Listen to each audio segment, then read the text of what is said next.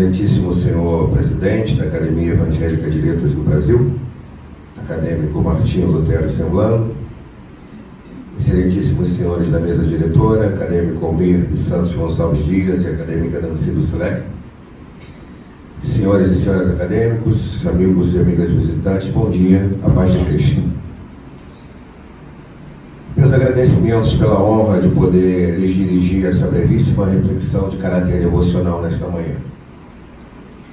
Em cada tempo histórico, a Igreja de Jesus Cristo enfrenta desafios culturais complexos, que exigem dela discernimento, convicção bíblica e ação corajosa de resistência às manifestações do mal. Não é diferente nesse cenário civilizatório que estamos inseridos odiernamente. Nosso tempo em que vivemos é um tempo de ismos hostis à índole e expressão da fé cristã ortodoxa, como o niilismo, a ausência de valores, o materialismo, o naturalismo, o darwinismo, pseudociência explicativa da origem do universo e do homem, que exerce um papel hegemônico no controle das consciências no mundo escolar, o relativismo cultural. Enfim, vivemos um contexto social eivado de pornografia, violência banalizada, exclusão social, corrupção governamental, caos urbano, falência ética e outras mazelas. Terríveis portas do inferno. Mas a alvissareira notícia é que nosso Senhor e Salvador Jesus Cristo nos revelou em Mateus 16:18, parte B, que as portas do inferno não prevalecerão. Assim tem sido ao longo da história.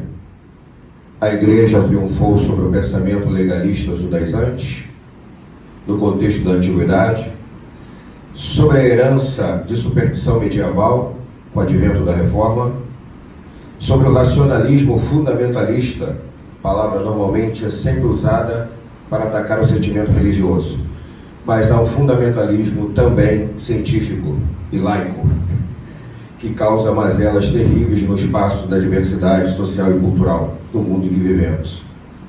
Portanto, sobre a herança de superstição medieval com o advento da Reforma, sobre o racionalismo fundamentalista do processo de modernização do iluminismo, e agora, na realidade desses dias sombrios, superficiais, cínicos e decadentes, ela, a Igreja, a triunfante noiva de Cristo, é chamada para uma solene responsabilidade, que pode ser definida pelos seguintes cenários de praxis eclesiástica.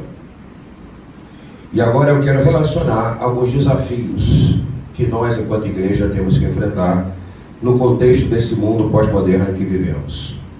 O título dessa reflexão pode ser Desafios da Igreja Cristã no contexto da era pós-moderna.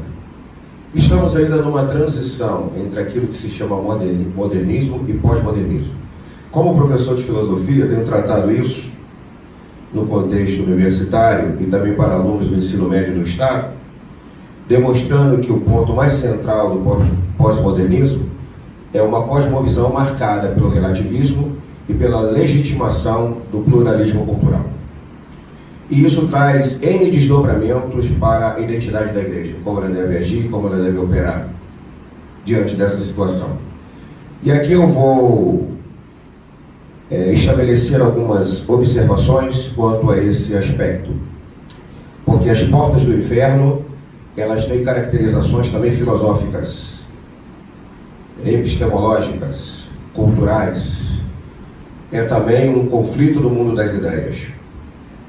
Primeiro, precisamos impedir o esvaziamento, a neutralização ou aniquilamento das dimensões de transcendência da fé. E para exemplificar, eu cito a força do neo-ateísmo hoje no mundo contemporâneo ocidental. Um autor como Richard Dawkins, propondo claramente que a religião é negativa, maléfica, com o livro clássico que alguns devem ter lido, Deus, um Delírio, que foi muito bem respondido por Alice Malev, propondo o delírio de Dawkins, uma ironia com o argumento do Dawkins. Os dois livros merecem ser lidos, eles representam bem a nossa época. De um lado, o teísmo clássico cristão, representado pelo Alistair McGrath, e do outro lado, esse neo-ateísmo fundamentalista e agressivo do Richard Dawkins. Como faremos isso? Ratificando na pregação em si os valores da transcendência. O cristianismo pressupõe uma dualidade da vida natural e da vida metafísica, para além do natural. 2. Combater as interpretações teológicas que reduzem a fé cristã histórica a um produto de consumo de uma sociedade narcisista e materialista. Uma pregação de autoestima e prosperidade capitalista, cada vez mais, no contexto da teologia da prosperidade, domina o cenário da imaginação e da cosmovisão cristã contemporânea. 3. Direcionar o discurso e a prática da fé para seus dois eixos fundamentais. Aqui é uma boa síntese daquilo que a fé cristã deve expor: exaltar a Trindade e redimir a humanidade.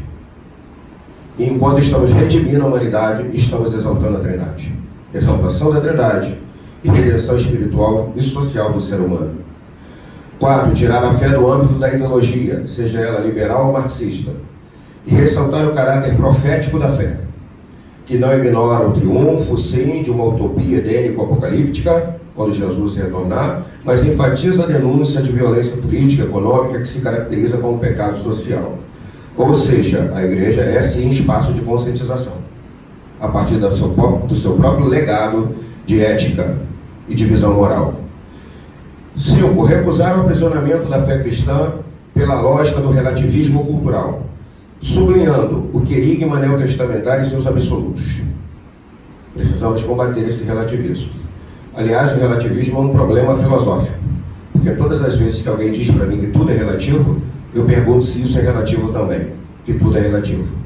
Se responder que não, está criando um absoluto. Se responder que sim, vamos relativizar o dizer que tudo é relativo. É aquilo que os gregos chamavam de uma aporia, um caminho sem saída. 6. Associar a teologia a outros campos de conhecimento, buscando uma visão abrangente da condição humana no que tange aos seus desafios, no contexto histórico de sua inserção, para produzir respostas lúcidas e não superficiais. E dos 5 exemplos que eu coloquei aqui, eu vou destacar 2 pela brevidade do tempo. Primeiro, nesse diálogo com as ciências humanas, temos que levar em consideração a perspectiva sociológica, para que a igreja tenha uma aproximação de ética social responsável e assim inviabilizar individualismo egoísta e alienar. Críticas que se fazem à igreja não devem ser ignoradas. Devemos pensá-las e rearticular o nosso posicionamento. E destaca um ponto que diz respeito à perspectiva da antropologia cultural. A antropologia cultural pode nos ajudar a compreender a diversidade de uma sociedade pluralista e assim a gente neutralizar qualquer sentimento de arrogância sectária e inquisitorial. A igreja precisa dialogar também com o mundo que ela vive e apresentar as suas respostas e a sua inteligência crítica diante da realidade e qual o projeto que ela tem de organização de vida social e de transformação existencial.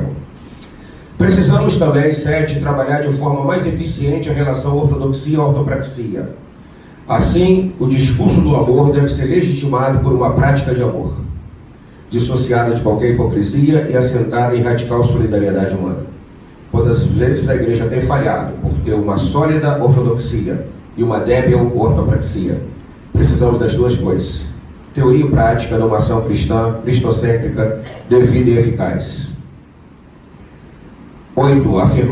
Afirmação do caráter teocêntrico da fé evangélica, recusando o deslocamento para uma perspectiva antropocêntrica dominante em nosso meio, ou sucumbir na perspectiva de ofertas de produtos para o mero gosto dos desejos humanos. Igrejas que parecem supermercados, voltadas para atender todas as necessidades humanas, e Deus parece ser o gênio da lâmpada de Aladim. Esfregue e faça os seus 3 desejos. Solicite aquilo que você quer. A manipulação de Deus. 9. Reavivar a temática da santidade no contexto de uma sociedade saturada de pornografia e corrupção, possibilitando a consolidação de uma contracultura existencial, fundamentada na pureza e na ética. Se fala muito de busca de poder em contextos, por exemplo, pentecostais. mas precisamos de mais santidade. Precisamos de mais intimidade com Deus, comunhão com Deus e vida santa na presença dele. Isso tem poder de impactar a sociedade. Santidade também é poder. 10. Recuperar sua identidade de comunidade alternativa, não reprodutora dos males do mundo, e agente de transformações de caráter e de realidades sociais. Em tudo isso, nós estamos resistindo às portas do inferno. 11. Estabelecer um diálogo crítico aprofundado com a própria herança da fé cristã, com os rumos de sua praxe e com a cultura contemporânea, que representa os anseios legítimos dos homens desse tempo. E, finalmente, a igreja deve agendar perspectivas de ação, perspectivas de interação, estabelecendo uma espiritualidade com equilíbrio, uma espiritualidade integral, que dê respostas efetivas ao mundo contemporâneo, sem, no entanto, abrir mão da essência da sua identidade.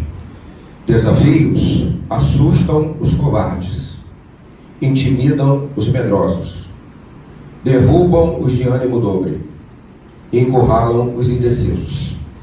Mas os que confiam em Deus, amam a sua palavra, desprezam o que é torpe e honram uma consciência digna, vencem os desafios. Avante, Igreja de Cristo. Que Deus nos abençoe nesta manhã. Obrigado.